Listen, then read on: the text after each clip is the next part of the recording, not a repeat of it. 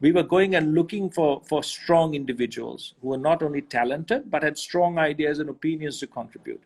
And we welcome different opinions.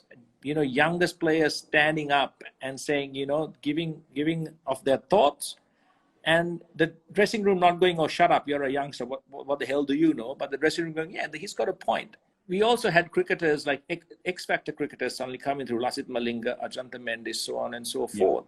Guys who didn't look like a typical cricketer, but we were as a team willing to take a risk on getting them quickly into a side, so that they provided us with that kind of the unpredictable, the unknown that we could surprise opposition with. And the gel holding all of that together was definitely Muttai Muralidharan, because he's an exceptional human being, annoying as hell in the dressing room because he bloody talks all the time and he's always critical and always saying things that annoy you. We had a rule that if you're going to bat next, you never sat next to Murali, because he would come and tell you how good the opposition is and how bad you are. But the guy has an absolute heart of gold. He's such a humble man. He has no ego. So for a man who was revered in Sri Lanka, he always spent his time with the youngsters in the team. He would be in the back of the bus, playing jokes with them, you know, talking to them as an equal. And that really helped build the confidence up of the youngsters, you know, much more than what Mahela Ai ever did. Because you had this one guy who would go to a hotel, call up the youngsters and say, listen, I'm going for dinner. What do you guys want for dinner? I'll bring it back. Then he'll go out, bring all the dinner back to his room and call everyone and say, okay, dinner's here, come and eat with me. You know, and he'd help the youngsters, he'd answer questions with them, and he was just like one of the guys. So that really helped to break barriers down, break the ice, and really get the youngsters involved in our team culture. And we had certain standards we set down. We were very competitive, not just with other teams, Ravi, but also in between us. So if one guy got 100, it was like a matter of honor that everyone tried to follow that, you know, get one, get two, get a double, get to 10,000 runs. So we were kind of chasing milestones alongside each other. And that kind of healthy competitive nature really helped us. And our dressing room, Ravi, if you ever came into a dressing room, there was never a talk of contracts in terms of who got more money or who got more corporate endorsements. There's nothing like that. I mean, we had rules like, if we had man of the match and man of the series awards that were usually shared out among the team, we had a specific bank account that we used to maintain under the manager's name. And all that money would go there, and it was to help out people who needed urgent operations or medical treatments for themselves or for their children. So we had various things that we brought in to try and make the team feel as if they had a duty socially to the fans as well, to people beyond and outside the team. And that connection for us with our fans, with the people who watched us, really helped. Tell me what is it like having a relationship with Mahela? It doesn't happen that you know, very often the two stalwarts of the game, you know, not just in Sri Lankan cricket but around the world. If Mahela and Sangha played, it felt like, you know, the bowling teams were on the knees a lot of times when the partnership took along. And both of you captained your share for Sri Lanka. In fact, in large numbers, both of you. How did you get along? It is not a very easy relationship to have, isn't it? Or is it just, does it come easily to Sri Lankans? No, definitely not. I mean, we were extremely competitive. I mean, our warm-up games, if you were on opposing sides, we used to kill each other.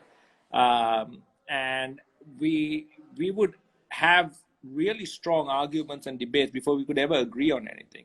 But that really worked for us because we would have different viewpoints and perspectives of something. We'll have a real argument. But when we made a decision, each one backed the other's decision 100%. There was never a case of, oh, I saw it differently or he saw it differently, you know, after we made the decision. It was always before we try and thrash everything out and then settle on one thing that was the right decision most of the time. And also we were quite easygoing, you know, again, like I said, you know, we got on really well on the field and off the field, you know. We had similar tastes in various things that we did in food, not in music for sure, But in little things that really, and we were also the same age. So when I came into the side, Mahela was vice captain, so he was this very senior figure. But he was surrounded by guys who were 5, 6, 7, 8 years older than him. So he needed people of his own age around him. So it was me, Tilan Samaravira, and a few others that kind of, we went out, we had meals together, all of that. So that really, cemented the initial part. And then, of course, that we were like-minded in our passion, not just for the game, but also for Sri Lankan cricket and trying to get things right in the side. That really helped us, and then that's continued beyond the field. And yeah, we do most things together now in terms of business, etc. Yeah, I mean, that's surprising. You said that you're very fiercely competitive. So to say that both of you are on the same page when it comes to food, you have your own restaurant together. So Yeah, it's quite a surprise that happens. It doesn't happen in many parts of the world, Sangha. So both of you must take credit for that. Well, Mahal is a very good footballer. So he loves his football, supports the side that is always the easiest side to support in the world, Manchester United. And we used to play warm-up football, and I used to say, okay, I'll be the ref, because I was a terrible football player. So I would intentionally call a couple of fouls on him, because he would then lose it. He would get so angry and say, that's not fair, that's not a foul. And I said, no, I'm sorry, I saw that as a foul, blew the whistle, sorry. And I could just try and rile him up to get him as angry and worked up as possible.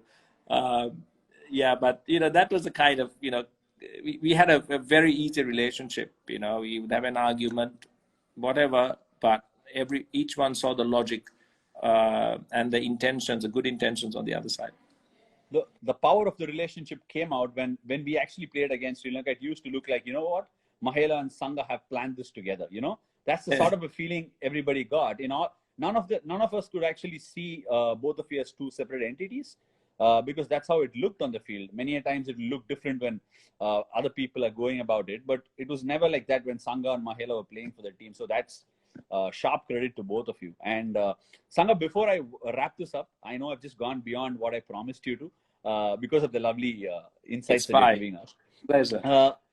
The one question, I'm sure this is not going to put you in a very uncomfortable state. Tell me what happened at the toss in the 2011 World Cup. I saw 2 tosses. I was standing in the dressing room. Yeah. I went inside and I didn't have an answer to the coach. So what was it? What happened? Yeah, absolutely. It was a case of, I think it was the crowd. The crowd was huge. It never happens in Sri Lanka. It's only happened in India to me. Once at the Eden Gardens, when I couldn't hear myself talk to the first slip. And then, of course, at the Wankhede. So I remember calling on the toss. And then Mahi wasn't sure what I had called. He said, did you call tails? I said, no, I called heads. And then the match referee actually said, I won the toss. And Mahi actually said, no, he didn't, because, and so there was a little bit of confusion there. And then Mahi said, okay, let's have another, toss of the coin. And that's when the second one went up, and it came down heads again. So luckily, well, I'm not sure whether it was luckily that I won, because probably if I had lost, it may have been that India might have batted, right? So I think India might have chased. I think really, maybe because of the dew, maybe because of the dew.